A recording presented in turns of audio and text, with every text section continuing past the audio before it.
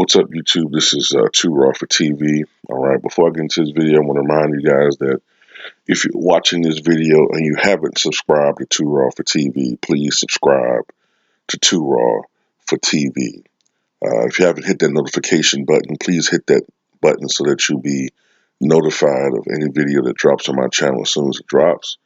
And also, if you like or at least appreciate the content on my channel, please hit the like button. These are things that'll help not only my channel, but other channels that you're subscribed to in the LDBC. It'll make us that much stronger. And also, I want to mention that if you want to show love for Too Raw for TV, if you choose to, you can do so via the PayPal or the Cash App. And also, of course, I have the Patreon. And over on the Patreon, I already have well over 40 videos uploaded. And on the Patreon, I'm going to talk about stuff that I can't talk about on YouTube. And I take video requests too on the Patreon for only $2 per month. Now, I want to talk about LeBron James in this video. LeBron James has been rolling for the Los Angeles Lakers this year so far. Last night, and the Lakers' comeback victory against the Chicago Bulls. LeBron James had his third consecutive triple-double. And there's already some talk about LeBron James being an MVP candidate. And that's good. You know what I'm saying? That's good. But there is something I want to get off my chest about this situation. Fanboys. You guys heard me talk about fanboys all the time. And it's just, I don't know. I don't know, man. Look, you can't sit up there and say, on the one hand, see, we told y'all he wasn't washed up. You know, LeBron James referenced that in a tweet yesterday. Hashtag washed king. You know, some people think he was washed up, which I don't know I don't know anybody that would think that he was washed up. But if you believe that he's on the downside of his career, that's correct. He is on the downside of his career. You know what I'm saying? But I'll get into that later. But what gets me is people who are saying, see, told you he's not washed up. But then earlier this year, when he had a couple of poor games, but look, man, he's in his 17th season. He's clearly, diminishing. Look, you can't sit up there and have both ways. Either he's in his prime or he's in decline. You can't use one for an excuse and then the other one, see, we told you he's not. I don't know. But anyway, LeBron James did have his third consecutive triple-double. I've lost count of how many he has for his career. I know it's over 80. I don't know. I think it's like 83 or something like that, 84.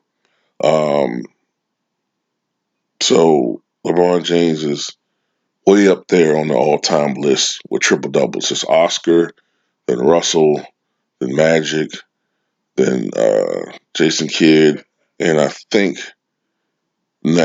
fifth is LeBron. So LeBron's way up there when it comes to career triple-doubles.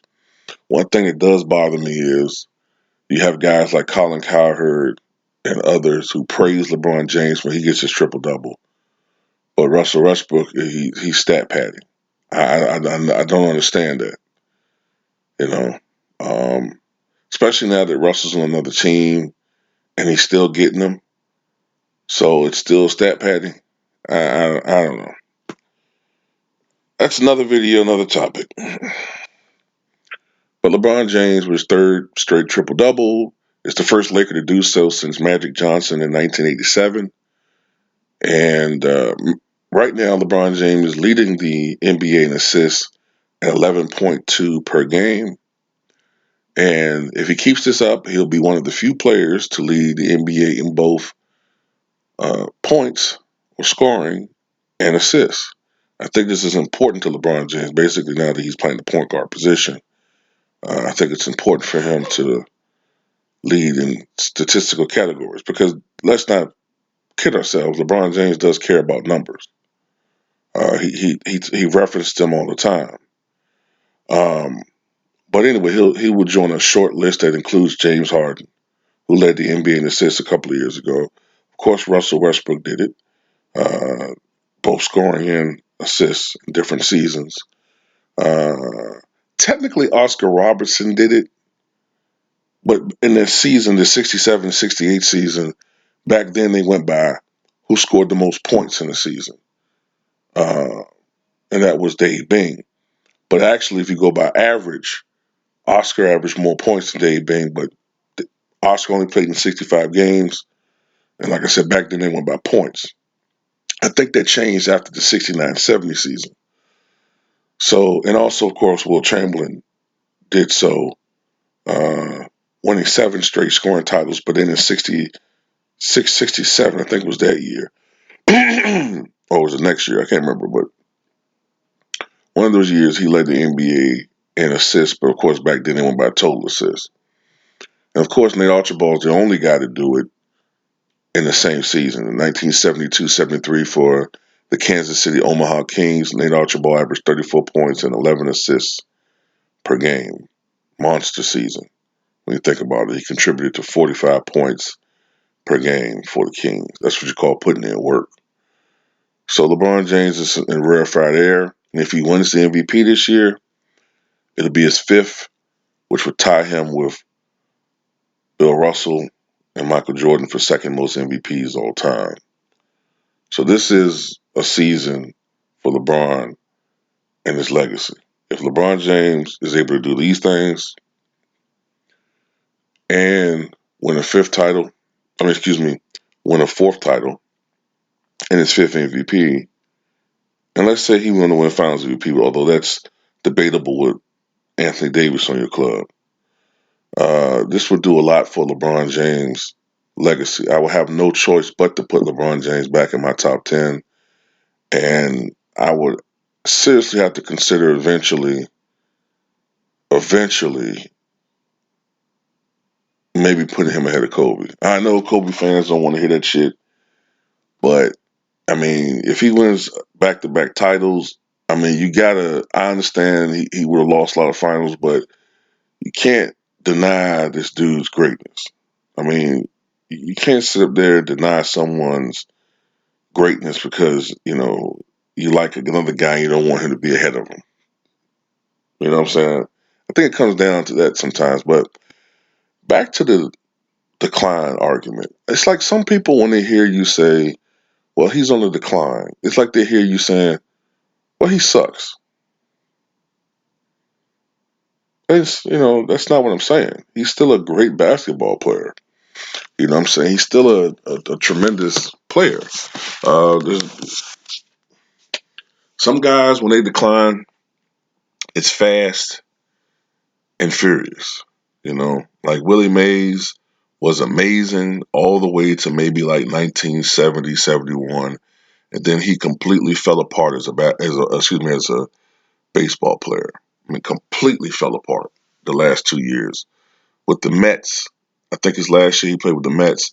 Willie Mays looked like a shell of himself. I mean, he lost all of his athletic grace, stumbling out there, couldn't hit for average, lost his power, couldn't throw as hard. I mean, he just looked like a complete washed up version of himself. Whereas Hank Aaron, you know, he strolled into his 40s. You know what I'm saying? Uh, I think when he was 39 years old, he hit like 40 home runs or something like that. I mean, he kept his game all the way into his early 40s. Some people age differently. Um, LeBron James is not the same guy that he was with the Cavaliers the first time around and the Heat. He's not the same guy. LeBron James at that LeBron James, especially the LeBron James in Cleveland from 2003 to 2010, he could blow by anybody. Patrick Beverly could be. And you got to remember, back then you could they still hadn't cracked down on every thing when it came to hand checking. I mean, it was being phased out, but like the first couple of years LeBron was there, you could still be a little physical, and LeBron James was blown by everybody. So I just wonder what LeBron could do if you took your 2005 LeBron, right, and gave him the Miami Heat version of him jump shot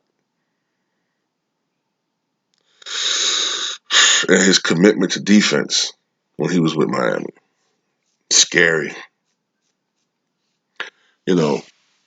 So yeah, I remember the LeBron from Cleveland, like when he was 20, 22, 23 years old. Nah, he's not the same dude, man. A lot of you guys just know LeBron for like since Miami. Um, eh, Cleveland, LeBron, 2005, 6, 7, 8, 9. Nah, he ain't that dude no more. Nah. That LeBron James could lead the NBA in scoring at ease. In this pussified league, he would lead the NBA in scoring easily if he wanted to do so. Um, the thing about it though is LeBron James doesn't have what you would call a pure scorer's mentality like a James Harden. James Harden he's fixated on scoring. LeBron James is a more complete basketball player who's constantly like playing. Like when LeBron James is playing, he's a full general. So he's always looking for the right basketball play. There are times I think he overdoes it, and I think there are times when he should take the last shot, but he's still thinking like percentages out there. And sometimes that's a good thing, but when you're the best player, like Magic Johnson or Larry Bird, sometimes you have to take that shot. There are times when other guys have to take that shot. When you're getting double teamed hard and you're not in a real good position to score, yeah, that's when you look for one of your shooters. But if you're in a one-on-one situation, um, you got to take the last shot sometimes. That's why sometimes I look at LeBron and I'll be wondering, is it that he's afraid of the moment, or is he looking up at the scoreboard and seeing that he has 9 assists and he's 1 assist away from a triple double? That's when I be wondering sometimes about him. Um, but yeah, that's the difference between him and the James Harden. James Harden, we all know what he's about. Okay, he's a great scorer, but he's fixated on that. You know what I'm saying? And I know you're like, how the hell James Harden get mentioned in this video? But that's pretty much it, though, man. LeBron James is having a great year. The Lakers are rolling right now, and the way things are going right now, I think that barring injury, I think the Western Conference Finals is going to feature the Lakers versus Clippers. And I'm gonna tell you something right now. The league is going to make sure of that too. So if there's any series where one of these teams is struggling against another team, you better believe that the whistles in a pivotal game are suddenly going to go Lakers' way. We all know how this shit rolls. You know what I'm saying? I ain't trying to say the NBA is totally rigged, but hey, this is a business too. So tell me what you guys think, man.